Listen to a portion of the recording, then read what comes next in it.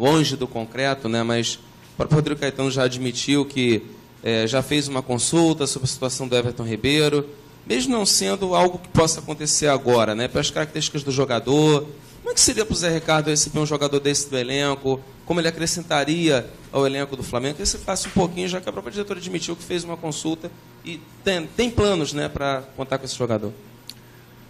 Olha, depois que vocês estiveram aqui com o Rodrigo, né? Eu também vi a entrevista dele depois, eu fui conversar e realmente é uma consulta, nada mais do que isso. O Everton é um jogador que tem característica muito interessante, que eu acho que se encaixaria muito bem no nosso grupo, jogador experiente, vencedor. Então, caso ele venha de volta ao Brasil, né, no meio do ano, acho que o Flamengo seria também um bom lugar para ele trabalhar. Agora, no que diz respeito às condições, a gente não sabe ainda, eu não sei, e nem perguntei também, para a gente poder continuar focado aqui no trabalho nesse primeiro semestre, até porque, se for o caso, só no segundo semestre. Tá certo. Agora, Zé, em relação a esse clássico com o Fluminense, é claro que o Fla-Flu nunca perde a magia, né? Nunca perde o encanto, mas é um Fla-Flu que chega com pouco apelo em termos de decisão do campeonato, até porque os dois times, né, já estão garantidos nas semifinais, com vantagem. Como é que é ter esse Fla-Flu, né, que sempre foram jogos decisivos, clássicos muito quentes, e agora meio que com pouco apelo, né, em função dessa forma do campeonato, já com praticamente os 4 grandes garantidos? Então, acredito que a gente vai, como você falou, ter um Fla-Flu um pouquinho diferente no que diz respeito aos condimentos do jogo, né? Vai ser feita uma avaliação, a própria FERJ, em relação à próxima temporada, para ver o que tem de positivo e negativo, porque acredito que chegar a uma condição de classificados nessa etapa da competição acaba esvaziando um pouco, né? Mas a gente acredita que, para a gente está encarando o jogo de forma muito séria, porque visualizamos no jogo de domingo mais uma possibilidade para a gente se colocar à prova, né? Se preparando principalmente aí para as fases finais do Carioca e também para o dia 12, quando vamos enfrentar o Atlético Paranaense. É um jogo decisivo para a gente também. Então, com esse objetivo que a gente vai a Cariacica, tentar fazer um bom jogo e, consequentemente, ganhar mais pontos, mais avaliações para o nosso desempenho futuro. Tudo bem, Zé? Tudo bem. Pelas informações do Mancoete, o Hever e o Rômulo não fizeram um trabalho igual aos demais, né? Eles estão fora, você poderia confirmar isso? E tem mais alguém fora, assim, até por culpado? Olha, o Hever trabalhou, né, no campo hoje, não trabalhou exatamente o tempo todo com o grupo, só uma parte, até porque ele está num processo aí um pouquinho diferente, né, para que a gente não tenha nenhum tipo de problema nesse retorno dele para o campo. O Rômulo e o Mancoede ficaram na academia, também se reestruturando, e amanhã a gente tem um último treino para poder fazer uma avaliação. Acho difícil o próprio Mancoede jogar, o Rômulo também.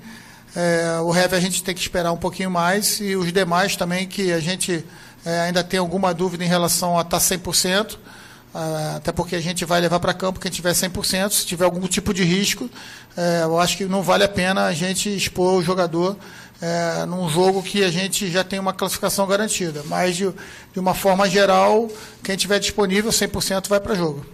Zé, então...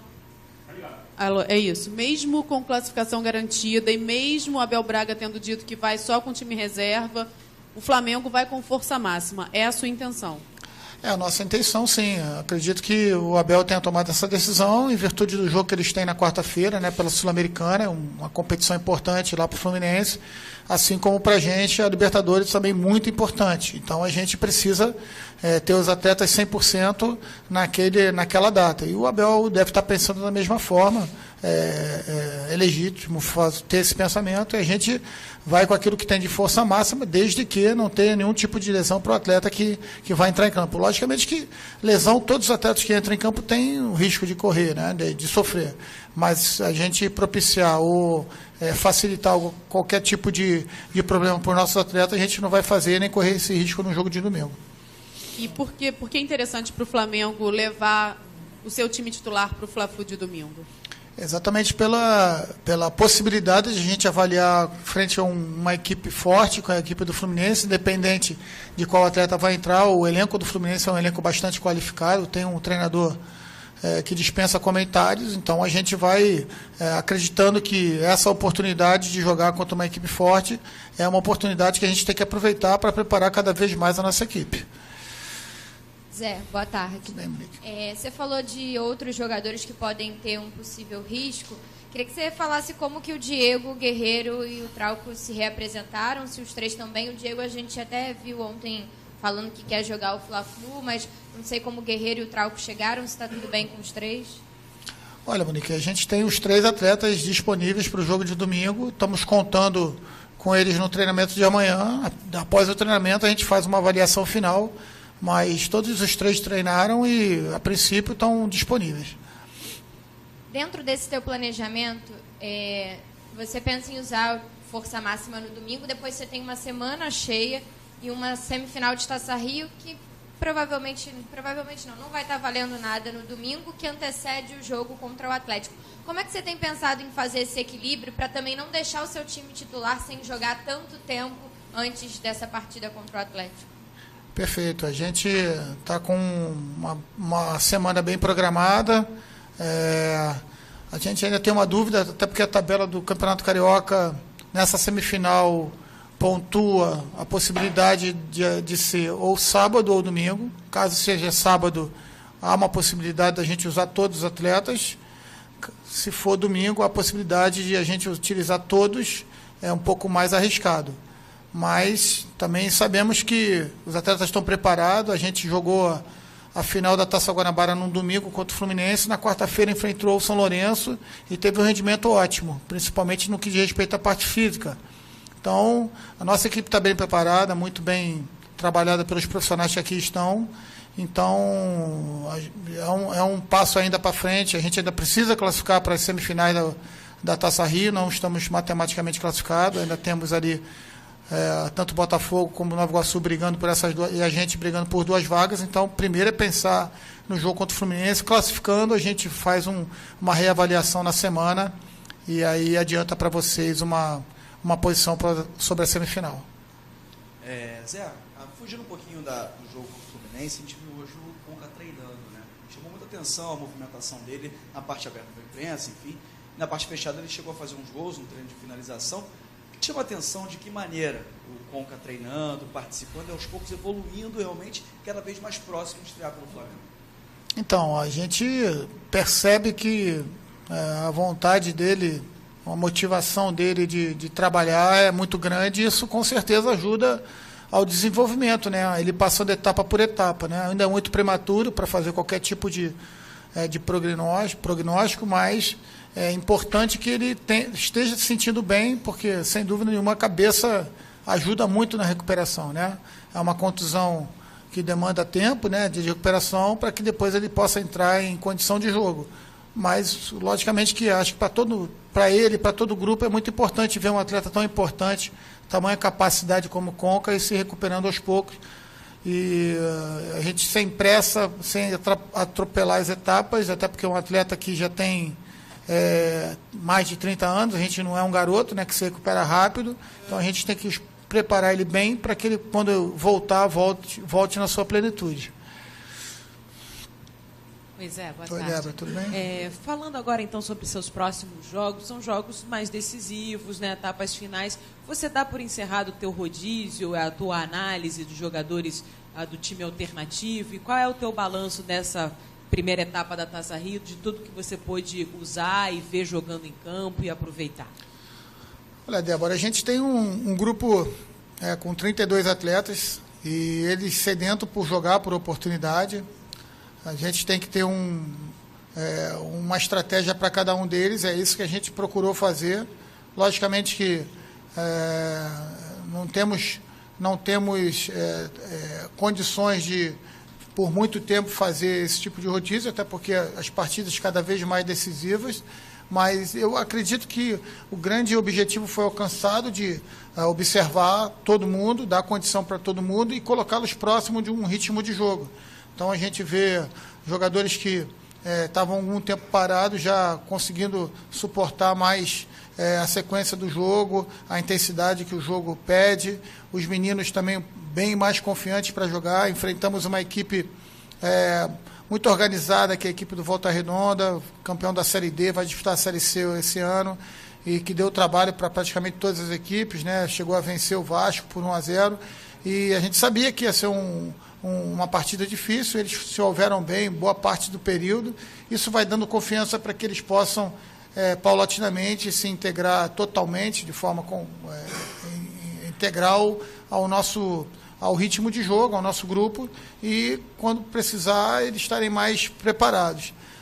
Agora, realmente é um mês bem difícil para a gente, né, com jogos decisivos, mas acredito que a nossa equipe está muito bem preparada em todos os aspectos para poder passar por esse mês de forma positiva e conseguir as vitórias e os objetivos.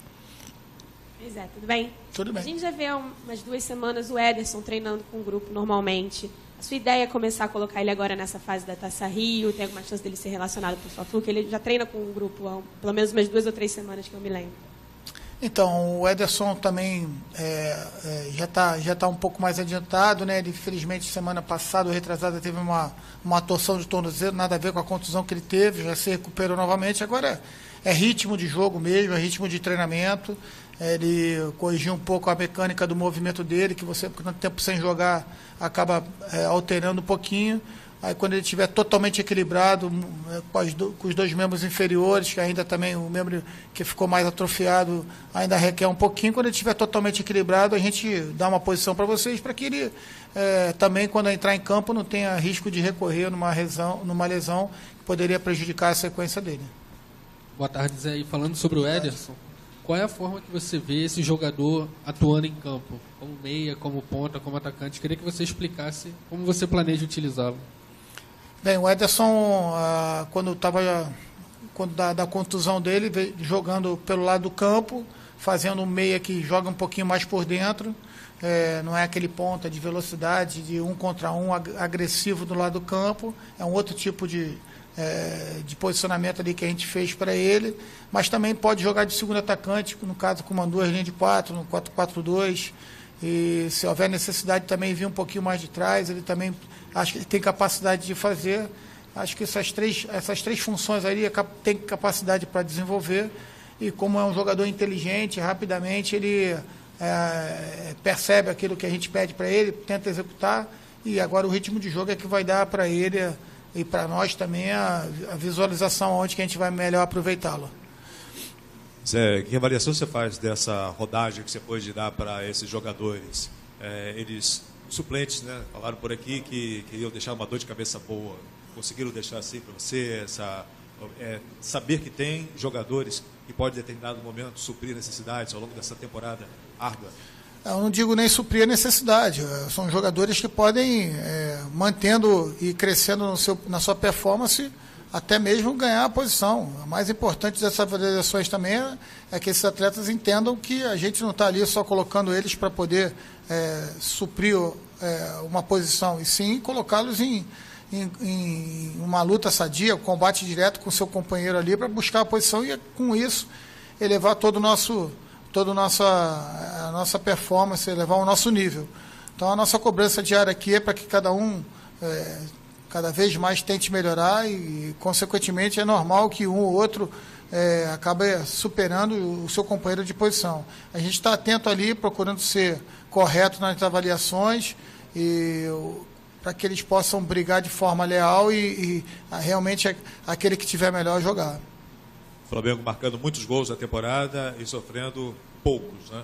Desses gols sofridos, alguns ainda a bola parada. Ainda é uma questão a ser trabalhada mais pela equipe? Sem dúvida, acho que a bola parada é um momento do jogo que ela tem que ser sistematicamente trabalhada. Uma estatística mundial de 30% a 40% dos gols hoje nos principais campeonatos saem de bola parada, ou em consequência e por consequência a gente precisa cada vez mais ter dentro da semana do nosso microciclo semanal a gente também inserir mais encontros ali onde a bola parada esteja evidente. A gente, ano passado, fez muitos gols, tomou pouco de bola parada. Esse ano a gente começou fazendo muitos gols. O último jogo a gente acabou sofrendo um gol de bola parada, mas acredito até que por uma ansiedade da gente entrar na área para fazer o ataque à bola. A bola acabou caindo nas costas do nosso homem, que devia estar mais centralizado, a gente acabou tomando gol. Mas também mérito da equipe do Volta Redonda, que já tinha feito 3 gols nessa temporada de bola parada. Certeza que é um momento que eles trabalham, uma equipe fisicamente também avantajada, que sabe usar a sua condição física. Então, continuar trabalhando não tem fim. Isso aí é o tempo todo se renovando, tanto para a estratégia ofensiva, também como as maneiras de formas de marcar na parte defensiva. Zé, nos últimos 10, 15 anos, o Fla-Flu tem sido marcado por uma alta média de gols, né? Se não me engano, passa de 4. A que você atribui isso, por exemplo? É a formação das duas equipes? É a condição, por exemplo, que geralmente Fla-Flu é um jogo decisivo, ou no Carioca, ou de repente no Brasileiro as duas equipes estão brigando por alguma coisa? Pô, é difícil responder essa tua pergunta, né? Porque são estatísticas, às vezes a gente não tem como explicar algumas estatísticas, mas acredito, creio eu, que é um clássico que tem, por essência, duas equipes que gostam de jogar, de ter a bola, de buscar o ataque. Assim é a característica do Fluminense também, muitas das vezes, ainda mais quando você tem um treinador como o Abel. A característica do Flamengo também é sempre jogar para cima, então isso pode explicar alguma coisa, mas também não tenho certeza se é só isso, né? Agora, sem dúvida alguma, vai ser um jogo decisivo novamente, né? Pelo menos no que diz respeito à classificação da Taça Rio, e a gente tem que procurar desempenhar aquilo que a gente vem treinando, porque essa é a minha preocupação inicial, que a gente consiga executar em campo aquilo que a gente treina, nos preparando não só para o Carioca, né, para as finais do Carioca, também como a continuidade na Copa Libertadores. Obrigado, Zé. Obrigado, gente. Valeu, gente. Boa tarde aí. Tchau, tchau. Bom final de semana aí. Valeu. Quer uma ideia, vai. 40 minutinhos. Nem é bom de dia, né?